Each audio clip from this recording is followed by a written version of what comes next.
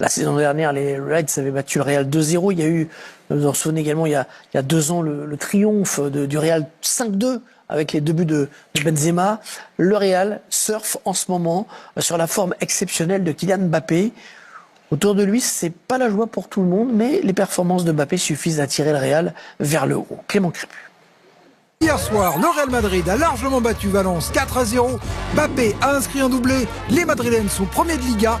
Mais, et oui, il y a toujours un mais. Fred. Dimanche dernier, Real Madrid 2, Barcelone 1. Un match qui s'est terminé dans la confusion avec un Vinicius qui veut faire la bagarre. Et là, on revient 30 minutes avant. Le Brésilien était déjà bien énervé après avoir été remplacé. Une sortie directe vers les vestiaires et quelques mots. Je quitte cette équipe, je me barre, c'est mieux que je m'en aille. Top départ pour une bonne semaine de débat en Espagne. Pero tengo la sensación de que el madridista sí perdonaría que Vinicius saliese del Real Madrid. Mercredi, l'attaquant brésilien s'est exprimé sur les réseaux sociaux. Parfois ma passion prend le dessus. Ce matin à l'entraînement, je me suis excusé auprès de mes coéquipiers, le président et mon entraîneur. Hablo desde el corazón, con sinceridad y yo quedé muy satisfecho y desde ese momento para mí el asunto quedó zanjado.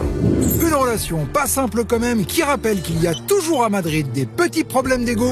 Rodrigo ne veut plus jouer avec Madrid. Enrique perd patience. Et puisqu'il est question d'Enrique, une rumeur a envoyé le jeune attaquant qui est un supporter auprès de la présidente lyonnaise Michel Kang. Enrico, Enrique. Hélas, son anglais l'a un peu pénalisé.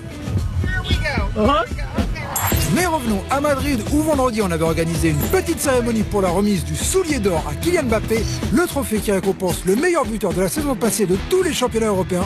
Y para mí es un grandísimo placer y claro, espero que voy a ganar otra vez posible el próximo año. Empezó bien, so vamos a ver, pero muchas gracias a todos. Et effectivement, il a plutôt bien commencé cette saison puisque hier, il a inscrit un doublé, son 17e et 18e but de la saison déjà. Il a aussi pu assister au très beau but d'Alvaro Carreras. Et Vinicius dans tout cela, il a raté un pénalty que lui avait laissé Kylian Mbappé. Le Brésilien lui a d'ailleurs rendu hommage sur son compte Instagram. C'est trop facile pour toi. C'est vrai. Si on résume, Mbappé, ça va très bien. Les autres stars, ça dépend des joueurs. Oui, mais il y avait quand même une semaine cruciale avec les classicos, c'est quand même souvent ce qui détermine, enfin, qui peut déterminer le titre de champion, et ils l'ont remporté. Donc, je trouve que eux aussi, pas à pas, ils progressent. Il y a eu un certain nombre de renouvellements, il y a eu quelques blessés, etc. Et ça commence à aller mieux. Effectivement, ils sont portés par un Mbappé qui est déterminant. Et moi, je l'ai déjà dit, le fait d'avoir été le meilleur joueur du classico, moi, c'est ça qui m'intéresse. On sait qu'il marquera des buts toute sa vie, mais il y a des matchs qui comptent plus que d'autres. Et là, il l'a fait, donc c'est très bien. Donc que ça continue surtout, quoi. Et ce que j'aime aussi, c'est qu'on parle de Mbappé. On a parlé de Cherki Haaland, mais Güler, Mbappé, ça fonctionne bien aussi. Je veux dire, il y a quand même alors autour, ils sont pas tous bons, mais Güler, ça fonctionne bien quand même. Et semaine après semaine, c'est le patron du Real Madrid. On voit qu'il y a une vraie dépendance à Kylian Mbappé. Il tire les pénaltys. En tout cas, c'est le numéro 1 dans la hiérarchie pour tirer les pénaltys. Il l'a montré hier avec ce but face à Valence. Vous parliez lors de l'entente avec Arda Güler justement sur ce deuxième but. Il aimante ce centre magnifique du jeune joueur turc et il recherche du soulier d'or et qui assume son statut. C'était une star parmi les stars. On a l'impression que là, il a vraiment pris le pouvoir. C'est la star et les autres sont un cran au-dessous. Le Real le met sur un piédestal. Oui, mais encore fallait-il confirmer par ses appels, par sa forme, par sa santé. Je trouve que l'arrivée aussi quand même de Javi Alonso, elle change beaucoup. On sent qu'il y a un collectif, on sent que Madrid est clairement en train de progresser et redevenir une équipe. Et quand on est une équipe, évidemment, après, ça sert aussi Kylian Mbappé. On le sent mieux physiquement, mais c'est l'équipe qui va mieux aussi. Il y en a un qui est carrément à la cave dans les stars qu'on a cités, parce que Bellingham, Rodrigo, Vinicius, tour à tour ont eu des difficultés. Mais alors Endrick, jeune Brésilien, convoité donc par Lyon, expliquez-nous ça. C'est vrai qu'il coche quelques cases, je vais y arriver, pour l'Olympique lyonnais. Il n'a joué que 13 minutes cette saison. D'ailleurs, lors du match face à Valence où il est entré en jeu, c'est sa première apparition l'an dernier avec Carlo Ancelotti. Il avait joué beaucoup plus. Carlo Ancelotti qui est d'ailleurs le sélectionneur désormais du Brésil. Il y avait peu de titularisation, mais il avait quand même une petite confiance relative du coach italien. Son objectif, c'est de jouer la Coupe du Monde cet été. Il a quelques sélections avec le Brésil, donc c'est possible. mais il faut trouver un club comme l'Olympique Lyonnais où le poste de numéro 9 est plutôt ouvert, où il peut marquer des buts et se montrer d'ici cet été. Il veut jouer pour faire la Coupe du Monde, ce serait formidable s'il arrivait à Lyon, génial. franchement. Oui, parce que je pense que c'est un jeune talent dont on parle et on connaît pas vraiment du coup parce qu'on l'a pas vu jouer. On a l'impression que le Real c'était un peu trop pour lui. Mais bon, il est pas devenu nul du jour au lendemain. Je veux dire, c'est quand même un joueur qui est rempli de qualité et surtout, il va rapporter encore une attractivité à l'équipe lyonnaise. Il n'y a pas d'attaquant. Vous utilisez le futur, mais ça reste quand même pour l'instant du conditionnel, parce que maintenant que tout le monde sait qu'Hendrick est sur le marché. Oui. En plus, il faut payer le salaire, ça va être compliqué pour lui. Oui, mais comme contexte lyonnais, je pense que... Vous êtes gentil, vous demandez alors de parler de Hendrick à Lyon, vous dites, ah ben bon, c'est pas fait. Bah, non, elle dit, ce sera super, elle parle au futur. Si vous voulez me parler, vous parlez à mon avocat, merci. Non. A priori, pour longtemps, il a un totem d'immunité, et mardi, il sera donc sur le banc du PSG pour le plus attendu des matchs de la 4e journée de Ligue des Champions. PSG, Bayern, autrement dit, les deux co-leaders de la saison régulière pour l'instant. L'équipe la plus impressionnante, c'est quand même le Bayern qui semble absolument injouable. On était hier à Munich pour voir de plus près cet ogre bavarois. Reportage de Pierre Graciot avec Florian Hainaut et Manu Grafto.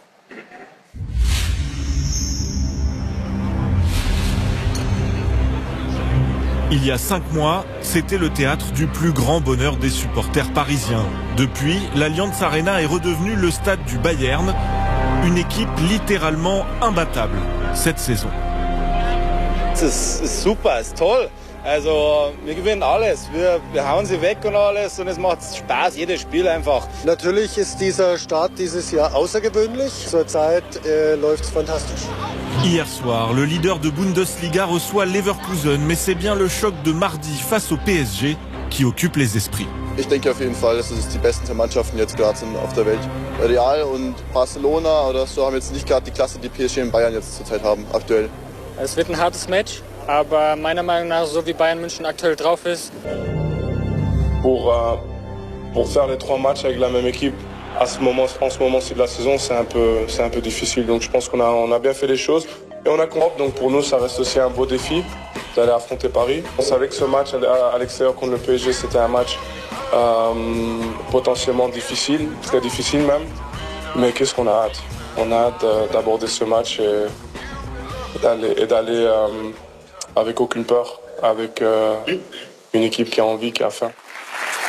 Nous aussi on a hâte, il n'y a pas que Vincent Kompany qui a hâte d'être à mardi. 3-0 contre Leverkusen, ça a été emballé, pesé en une mi-temps face à Leverkusen qui en avait pris 7 contre Paris. C'est-à-dire combien PSG Bayern sera vraiment un match au sommet. Les Munichois, on les a souvent vus dans des périodes comme ça de rouleau compresseur. Mais là, c'est plus un rouleau compresseur, c'est une broyeuse. C'est vrai que je pense que c'est l'équipe complète en forme du moment, que ce soit dans son championnat ou en Coupe d'Europe. C'est la plus belle équipe actuellement sur la régularité. Et après, c'est pour ça que c'est l'affiche. C'est Paris qui nous surprend.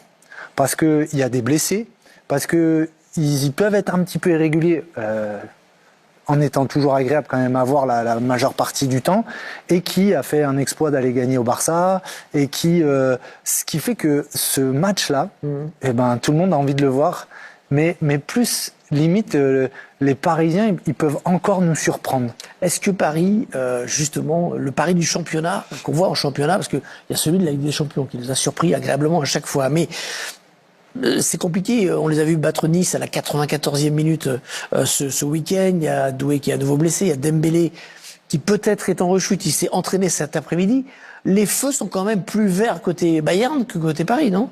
Oui, mais le PSG a pour lui d'avoir ces certitudes-là, né du sacre de Munich précisément, né aussi de cette grande performance avec une équipe mixte, on va dire, à Barcelone, et il semble qu'il y ait, je ne sais pas si c'est un souci d'investissement, de rotation effectuée par Luis Enrique, mais un pari un peu à deux visages, celui chatoyant en Ligue des Champions, celui qui l'est un peu moins en Ligue 1, de par les blessés, il y a des explications à cela. Donc c'est vrai que je souscris entièrement à ce que dit Mika. On attendait avec une grande impatience le Barça et finalement on s'est dit battu à pas de couture, donc de ce point de vue-là très rassurant. Là on dit bon, maintenant c'est le test munichois. Vraiment c'est extrêmement alléchant, très indécis, c'est difficile de se positionner, je trouve. Et pardon, c'est aussi, souvenons-nous, sur la Coupe du Monde des clubs, ça a été un match exceptionnel. Vous les avez largement dominés et battus 2-0. Et donc, Paris. Là aussi, le point fort des Parisiens, c'est quand même la maîtrise du ballon. Et ils ont tous leurs joueurs disponibles pour cette maîtrise du ballon. Ça va être là où le rapport de force, il va être incroyable. C'est aussi un point fort pour le Bayern cette saison, pour ça. Qui réussit très bien. C'est vrai qu'en chiffres, quand on compare les chiffres du Paris Saint-Germain qui sont très bons, ceux du Bayern sont encore meilleurs. Le nombre de buts marqués, 51 buts marqués pour le Bayern depuis le début de la saison. Ils ont le même nombre de matchs, toutes compétitions confondues, de 15. Et ce qui est intéressant, c'est de voir le meilleur buteur des deux clubs. C'est Kane avec 22 buts. 22 buts, on le rappelle, en 15 matchs seulement. Gonzalo Ramos à 14 matchs, c'est le meilleur buteur du PSG avec seulement 5 buts. Vous dites, Laure, même pas peur?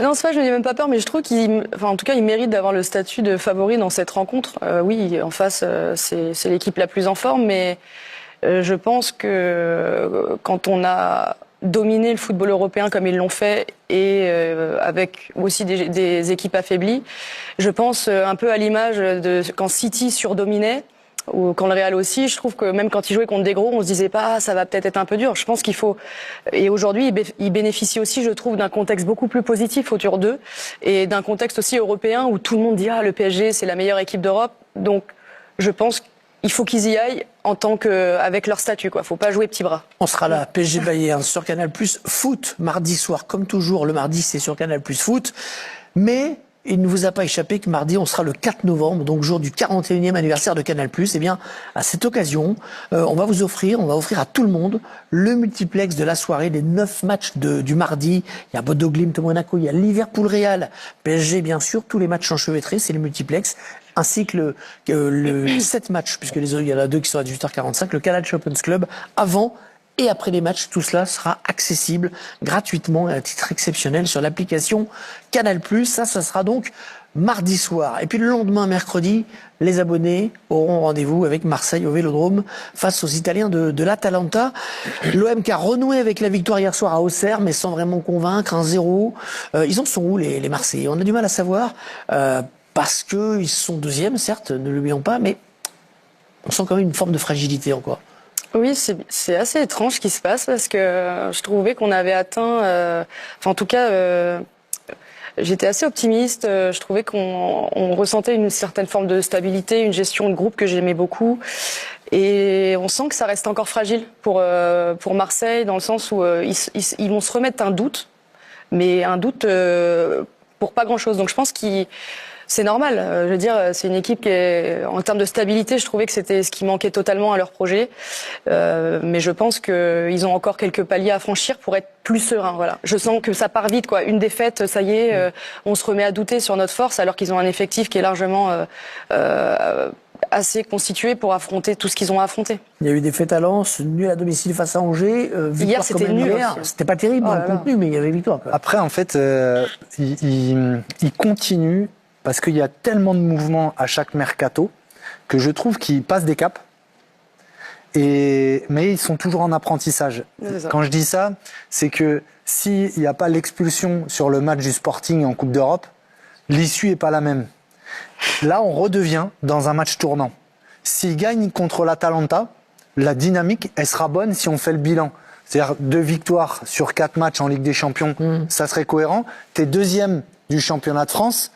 T'es dans cette mission de continuer à être en Ligue des Champions.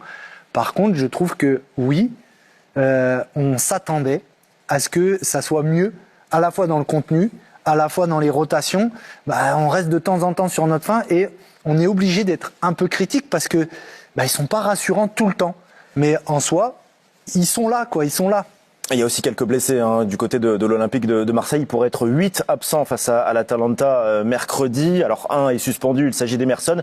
Derrière, il y a beaucoup de joueurs blessés. 2 sont incertains. Balerdi et Weah pourraient jouer ce mercredi. Ça pourrait faire du bien justement à ces rotations marseillaises. C'est un match pivot là pour le coup, pour Marseille. Très important. Dans le parcours en Ligue des Champions, oui, c'est un match vraiment capital. Après, je trouve qu'on reproche aux Marseillais, à la ville, aux supporters et à Deux Herbiers en tête, certaines déraisons, une impatience, etc. Et je trouve que nous, parfois, quand je dis nous, je dis pas le CFC, mais l'environnement médiatique, je trouve, participe et crée un peu ça. C'est-à-dire que si on dézoome un petit peu, vous voyez où était Marseille fin août, là où ils sont actuellement.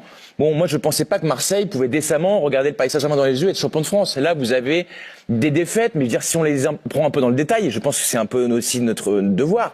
Bon, vous perdez un match que vous aviez parfaitement maîtrisé La première période contre nos amis portugais, moi je pense que vous l'avez paumé parce que vous avez un joueur qui vous met dedans. Après, on peut dire le coaching de De Zerbi, c'était pas mal, vous faites 20 très très bonnes minutes à Lens. Ok, un match dure 90, mais sur ces 20 minutes-là, vous en mettez 2. Et donc je trouve qu'il y avait des éléments rassurants. Hier, effectivement, tu gagnes en étant pas bon. Donc voilà, Marseille progresse par cap, et ça a été dit, il y a des nouveaux joueurs, etc. Bon, Pavard a fait une semaine atroce, mais Pavard, moi je pense toujours que c'est une chance pour Marseille de l'avoir. Et il va participer à vous faire gagner des matchs, à Guerde également. Donc moi je trouve que Marseille est là où il doit être, et je trouve qu'il y a par bribes des progrès par rapport à ce que j'avais pas vu la saison dernière. Donc moi je leur donne plutôt les encouragements. Je dis pas que c'est idyllique. Bon, après il faudra pas paumer mercredi.